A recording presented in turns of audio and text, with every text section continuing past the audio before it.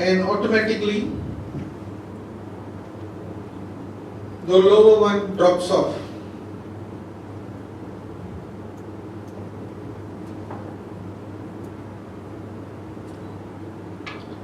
This is similar to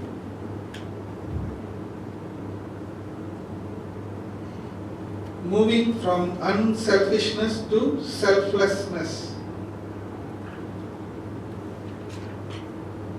Moving from unselfishness to selflessness.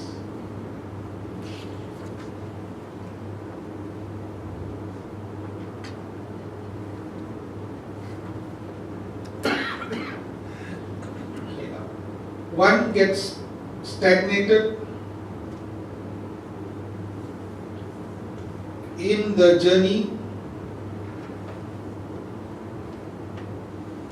of spiritual growth for the following reasons.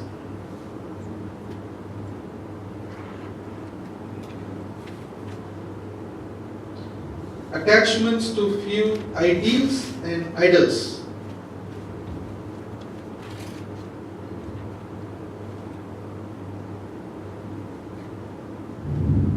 Attachment to the means and not the end.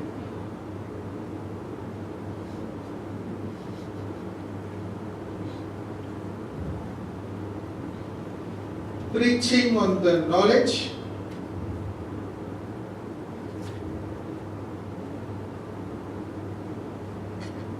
and not practicing it.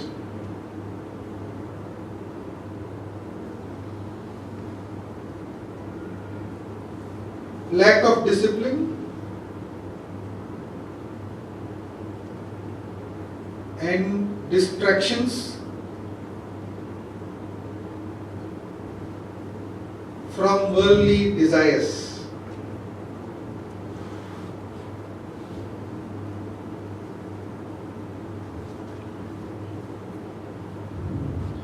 One can get over the stagnation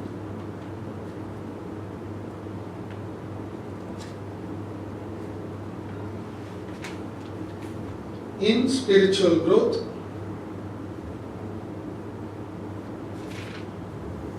by doing the following.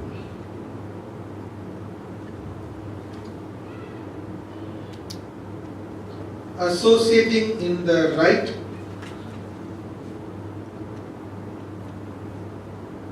spiritual satsang group,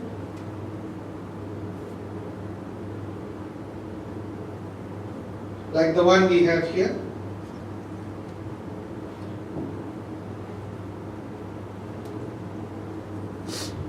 Admit the ignorance,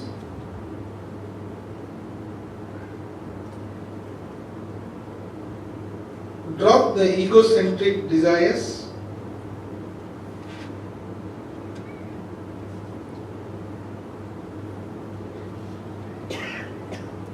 constantly engage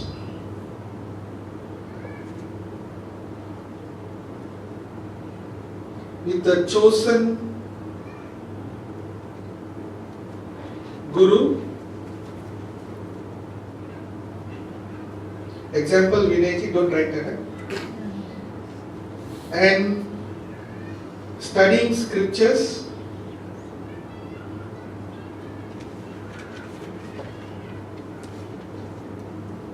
reflecting and contemplating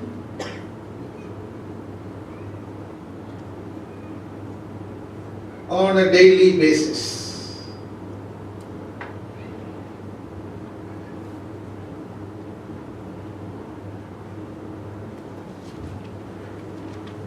That's the full answer. Finished.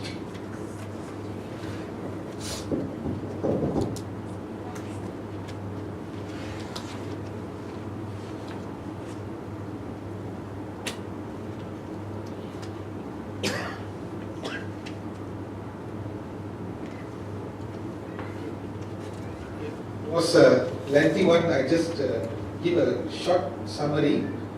First part we have summarized what is spiritual growth by definition. Then the second paragraph I actually summarize on how one gets stagnated in the journey. Then the solution is how we can get over the stagnation by following the steps.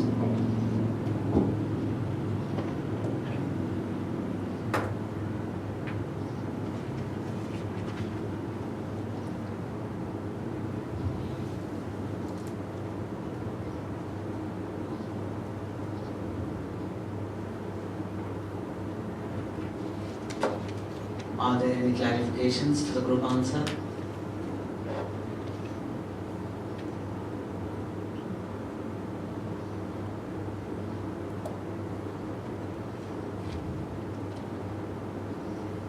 Dr. Ravi, I have a clarification. In the first point, for reasons you've given for under stagnation, you mentioned attachment to few ideals and idols. Can you explain that part? What is ideal there? Probably I just asked my teammate to answer this because This answer came from Srinivasa Rao. Okay. Are you, when a spiritual speaker,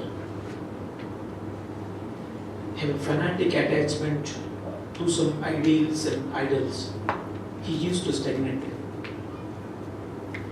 He generally cannot conceive the ultimate. That is the reason we mentioned there, the spiritual speaker, those who are in early stage of the career, they are stagnated because of they pick up few idols or ideals. I may be a good citizen to my country, but a bad citizen to my neighbors. My ideal may be right for my country, it's not good for the other country. Stagnant means I don't see beyond my country. There I stagnated.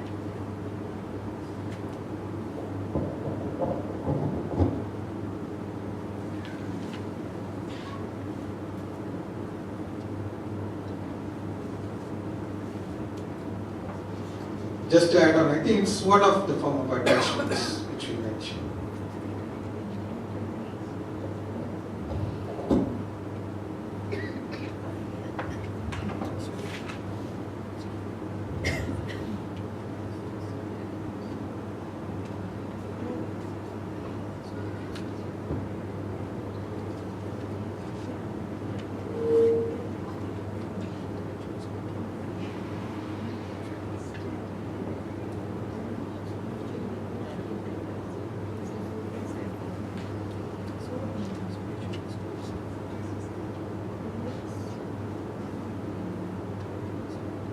Are there any more clarifications to the group answer?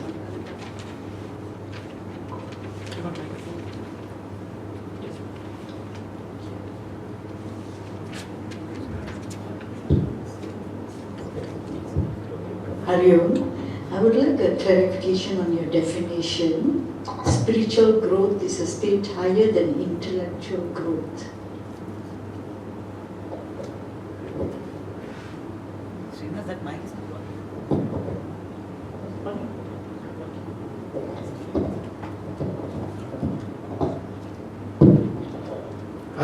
This I can answer because this was given by mine. So it's a group effort. Okay.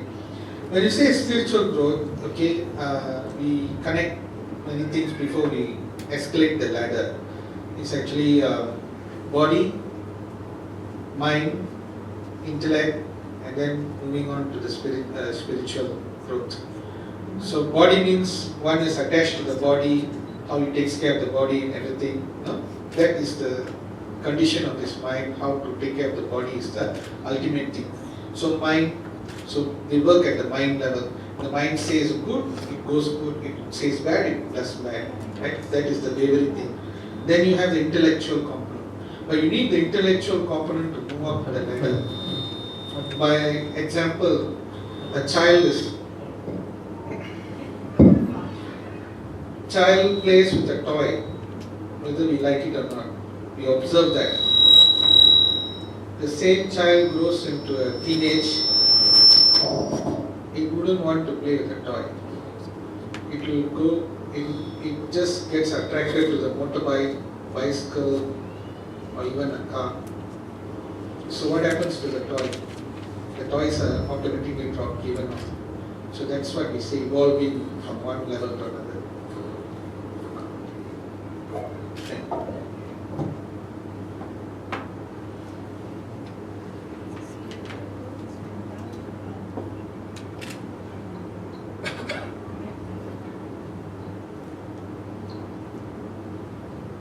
We'll take up further additions to the question.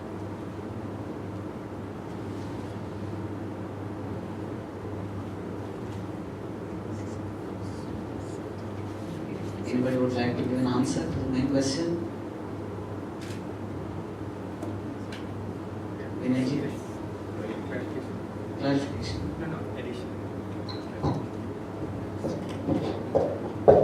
Not sure, but whether you should have mentioned something about things like the tamasic, rajasic, and sattvic qualities that you have, and then going, from tamasic, rajasic, sattvic, and then going to transcendental state in terms of the spiritual growth. That's one thing that I'm not sure whether that will come in the answer for the spiritual growth as such. And of course, the other thing will be all the yogas, like the karma yoga and bhakti yoga and yoga, where those things coming in this spiritual growth. Because I didn't see that anywhere in the answer. I think it's there, but it's not really clear those aspects.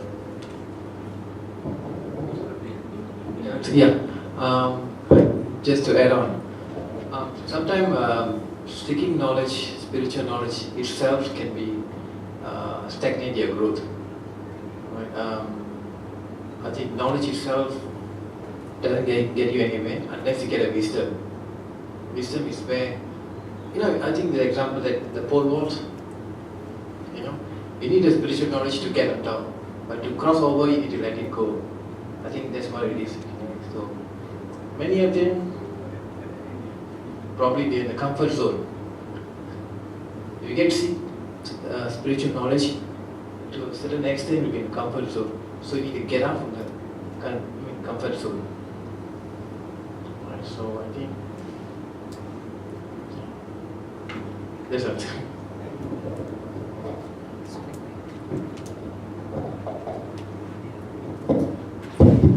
So Rajkumar, thanks for your thought on that. Actually, I can connect the dots. Okay, when we were answering the spiritual growth and we said of tamasic. So when we talk about tamasic, the tamasic person doesn't care about anything. Nobody, his mind is out of control. No intellect, nothing. So it's totally out. Okay, the person who's more on the rajasic cares more on the body, mind, a little bit on the intellect. So it has to be a highly sattvic quality, obviously, to move from intellectual to spiritual growth. If that answers to the near point.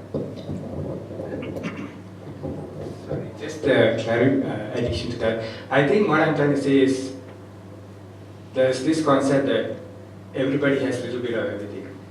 Everybody has sattvic, rajasic, tamasic.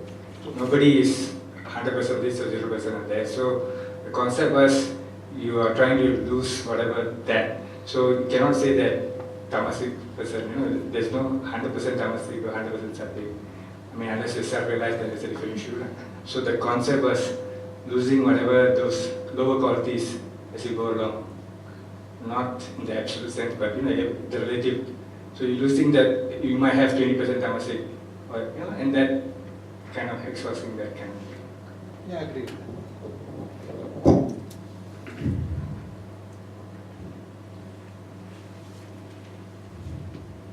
Take up additions to the question, main question. Vinayji. The question is, how does one stagnate in spiritual growth and how to get over it? The group has contributed in many aspects. Commend the group, but I might have to pick and choose from what is said. Everything said may not be relevant. I will not get into those details anyway. I suppose the very definition of spiritual growth will be, I would question it. When you say, see, you are saying it is not intellectual growth, but what is it? Then you can say it is not worldly growth. It is not physically building body muscles. It is not mental. So what are you saying? So the group should have perhaps brought clarity to what is spiritual growth. What would be the tool to actually measure spiritual growth? And I would appreciate the observation and input by Dr. Raj, where he did bring up valid points. And I would take a lead from that. One of the most effective ways of measuring your spiritual growth is through the proportion of the gunas. See, every individual is a proportion of the sattva, rajas, tamas. See, we need to have a tool which we can access to measure something we do not know. Spiritual growth is we do not know what that is.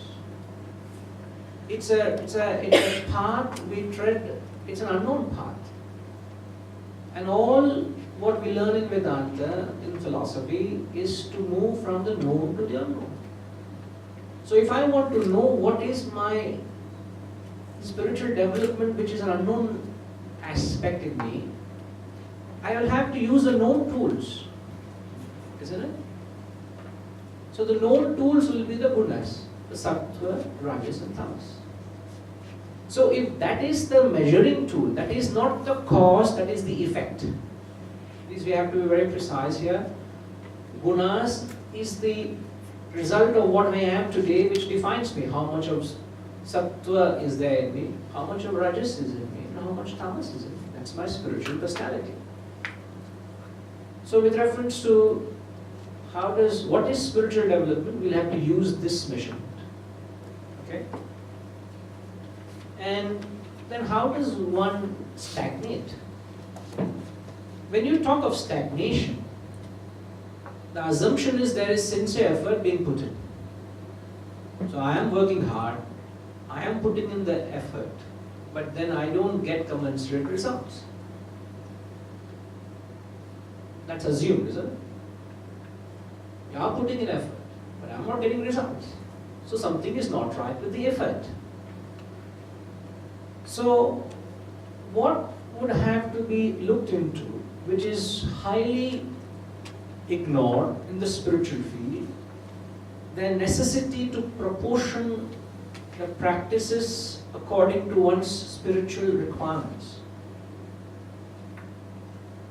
This is neither known nor highlighted, much less practiced. People do not know it, as a result of which is not highlighted, and it is neither given any prominence or precedence over what is going on. What I am saying is, every individual has got a physical, mental and intellectual personality. And to these three personalities we have been given the three main spiritual practices known as the karma, bhakti and jnana yoga. Now how much of action should I do? Means how much of unselfish actions should I take up? Am I an active person? Am I an emotional person? How much of devotion do I need? How much of emotion I need to inject? Do I need to go on spiritual pilgrimages? Do I need to start picking up idols? Do I need to do temple worship? Do I need to start reciting these verses because it's aspect of emotion? Do I need to start singing bhajans? Do I need to what? I'm not saying that is devotion, but how much of it do I need to do? And yet we also have this realm of knowledge which the group did mention, where we need to deliberate with these ideas. We need to reflect, we need to contemplate. How many hours do I need to clock in to do justice? Now what is right for me may not be right for you, Leela. What is right for Leela may not be right for Raj, may not be right for Dr. Ravi, may not be right for Singh.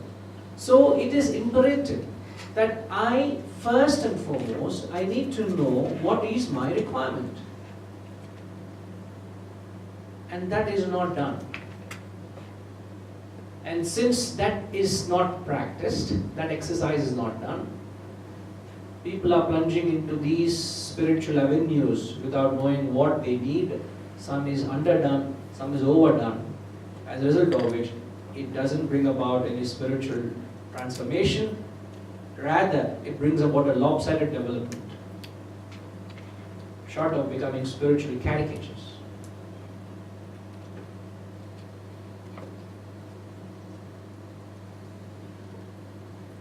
So I just recap.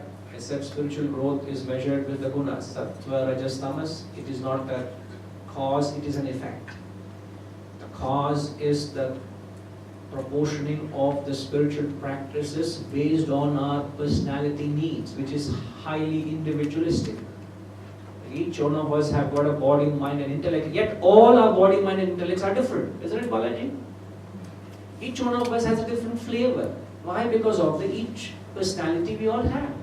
So if the personality's requirements are different, I'll have to cater to that specific requirement. So that is not being done. So how much intellection? Am I to give in 2 hours a day, or am I to give 7 hours a day? Am I an intellectual or an emotional or an active person? What is it? That's not done. So perhaps you are putting in effort, but you're putting in effort in the wrong areas. You have to sit and study and you're sitting singing bhajans and kirtans. It will not help you. You need an intellectual guru. You are going to a guru who is an emotional guru. I remember a situation in the academy I studied. There was a very, very pious, very sattvic chap. How I know him so well is because he was my roommate for those few days. And very sattvic fellow, very pious fellow. And he wanted to actually join the ashram for 3 years.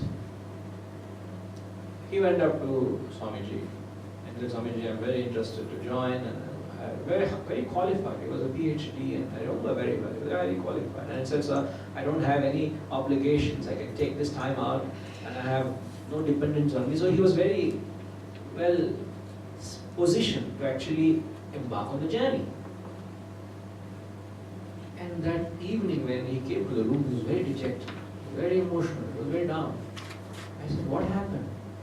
No, I'm not accepted. Somebody said, I can't take you. He was broken, poor chap was broken. I said, why? I thought you were so well suited for this. And since I didn't assess him, I said, a very nice fellow, you could do it. In fact, I learned a lesson that day. Swamiji actually told him, I am not the right teacher for you. You are an ideal student, but I am not the right guru for you. Can you understand that? He said, you are a perfect student, ideal student, but I am not the right guru, this is not the right place for you. Please go and find another guru. Which guru says that today? Now in what breath it is said is, that guy is a predominantly devotional fellow. And the institution caters to an intellectual student. He will be a fish out of water there. He will not grow. 3 years he will gel in well. But all the time he will be sitting with the harmonium singing bhajans by himself, and perhaps a few fellows will follow him. He will not be able to dissect these ideas. He will not be able to intellectualize. He will not be able to follow Swamiji. He will only be reverentially looking up to Swamiji. You are my guru. How can I serve you? You will not understand anything that is said. You can't fathom because you are not an intellectual. Right student, wrong guru. It takes in a lot more than what you actually know to consider or to be an ideal student, or to put in, many factors go into it to put in the right effort. Not even ideal student, put in the right effort. You see? So undermining this perhaps could be a very important reason why you don't grow spiritually. If you have already taken all this into account, it is still possible you can stagnate.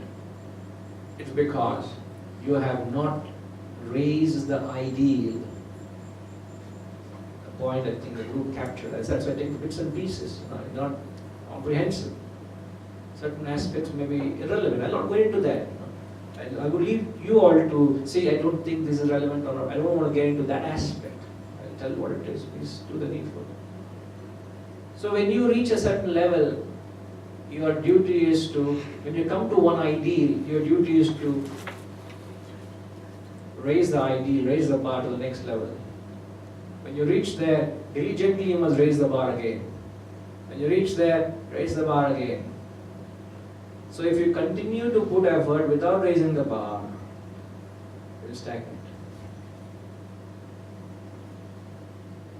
So the ideal will no more inspire you, but you will go through the routine exercise. Like I have been with this knowledge for a number of years. But what drew me to this knowledge is not the same thing that drives me today. The ideal has changed. So the ideal has to be very dynamic. It's not a static statue that is set there and say, let me get on with it. It has to be very dynamic. Constant evaluation, constant assessment, and keep checking how much sattvic I am, how much rajasic I am, how much tamasic I am. And you will get a little more thorough analysis when we get on to the lecture. Perhaps in the next lecture you will get a little input of what these gunas are. So it will bring in greater clarity to what these gunas are, because that is perhaps a very efficient measuring tool, Balaji, to know whether I am spiritual. And also I get the spirit in what which the group said, that is not merely intellectual. Spirituality is beyond intellectual. There's a very famous saying, a proverb, that a flow of words is no proof of wisdom. Just because you may see the words flowing through me, that is not a way to measure how wise I am. And I need to understand that, and also you need to understand that. So it is to do with what you value. And lastly, you've got to ensure you don't get attached to the path, which I think the group mentioned. Your accent is to the path is a means. The goal is the end.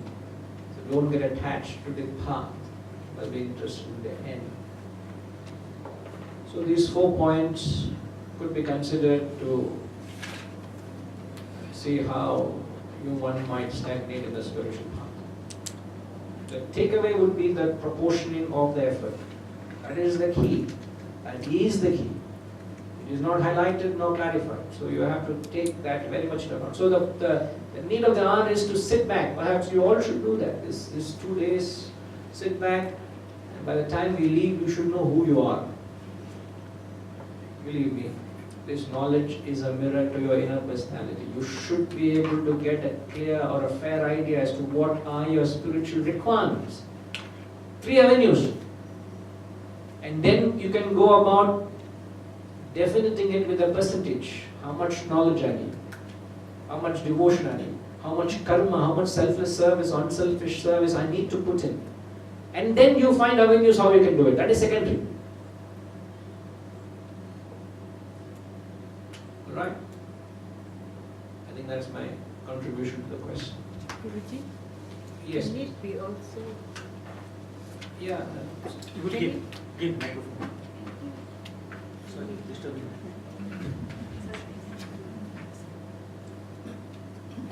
Can it be also assessed by daily nididhyasana? Contemplating on how your spiritual growth is by daily assessing yourself? How would you do that? By your daily activities. At night you sit and contemplate and see where you can improve yourself and whether you're growing, whether you are dropping certain things, whether you're progressing. And also that, sometimes when I go for my spiritual trips. I also do assessment of myself, how I interact with people, how I am, where I'm going wrong or where I can improve myself by contemplating nididhyasana. I think that's the right word. See, nididhyasana isn't it meditation? The word nididhyasana actually means meditation. So, see, it's not something you see every day whether you are evolving. It's like if someone who is taken on a path of health, every 2 hours he can't be checking his weight and muscle mass to see, have I improved? Have I built my muscle? Have I toned my body? Can't do that every. And you go to the gym instructor and say, sir, have I become healthy? Am I fit?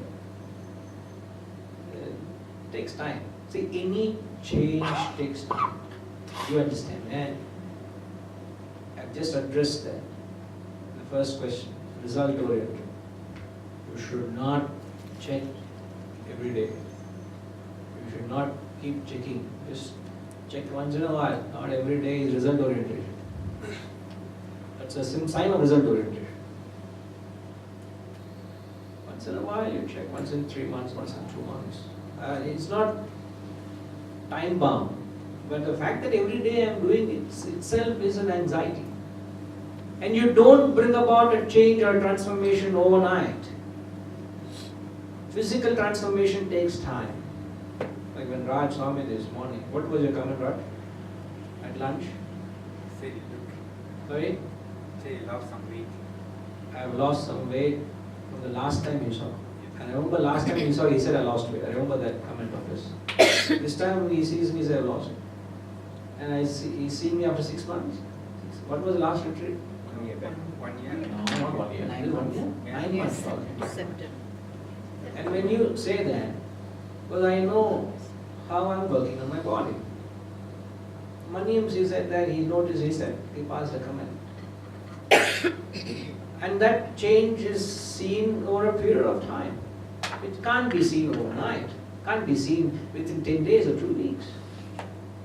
I've been working on my system, on my health, consciously. It takes time. So physically, anything gross itself takes substantial time for a change to be seen. Don't you believe for the mind and intellect to be transformed, it takes far more substantial effort. So please don't get into that exercise of evaluating. See, there are 2 things. One is the qualities. You must address certain qualities. Certain, as you said, how am I talking to people? What is my table mannerisms? Am I keeping my things organized? Am I late for my meetings? Am I delivering my work on time? Am I overeating? Am I overdoing this? All these things are the gross level. I'm not saying petty also, there's a gross level. It's like saying, Dr. Ravi and Raj, actually I clarified, there's a little blister here. It has not gone for over 3 weeks, and I've not tampered with it. I know what it was. I didn't find a need for it.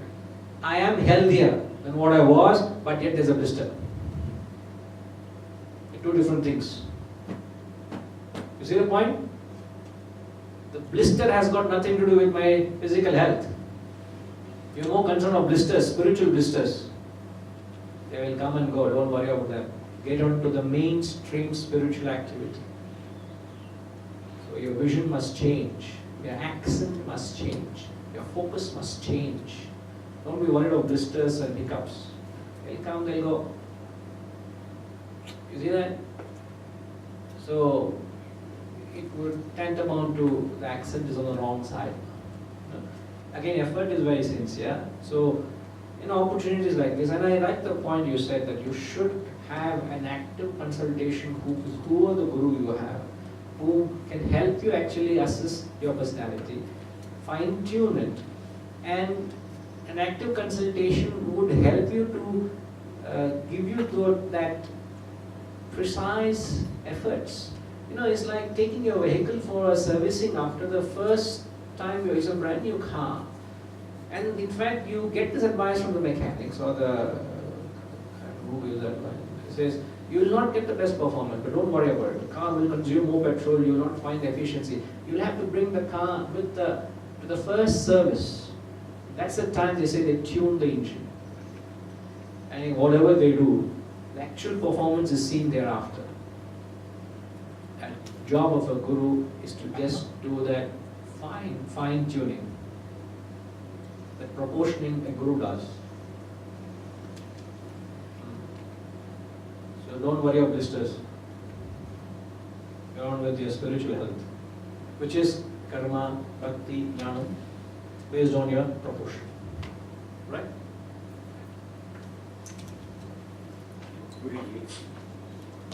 The group was saying they get stagnant. The group was saying they get stagnant to go to the higher thing. And then say they meet with satsang group and so many things they were giving explanation. But there is no consisting of purpose still to that. There is no moksha, earning for liberation. So how do you expect, it doesn't mean that if you join with the satsang group one day or next week, you would want to grow higher. It must be at the early morning at 4 to 6. Get up and earn for mumuksha, go back to where you come, go back to the source. The spirit of that will lift you up through my experience I'm telling you. I'm glad it comes from you, Munya. How long have I known you? Or how long have you known me? 4 years plus. Huh? 4 years plus. That's all. I think 5. That's all. When I was studying with you, with 4 years. 4-5 years is not me. And by his confession, he says, there is not a single day I've missed my 4 a.m. study. 5 years is a substantial time. So, it means what he's saying. That consistency of purpose, that desire that urge to uplift himself. He used the word mumukshatva, I have used in the class this morning, the desire to realize. And your spiritual transformation begins and ends from 4 a.m. to 6 a.m. There is no spiritual transformation before 6 a.m., before 4 a.m. or after 6 a.m. I repeat, there is no spiritual transformation before 4 a.m. or after 6 a.m. So only in those 2 hours do you actually consolidate your efforts. You don't do that, you are stagnating. Thank you, Maniam. Incomplete point out there. Thanks for the contribution. Wonderful clarification.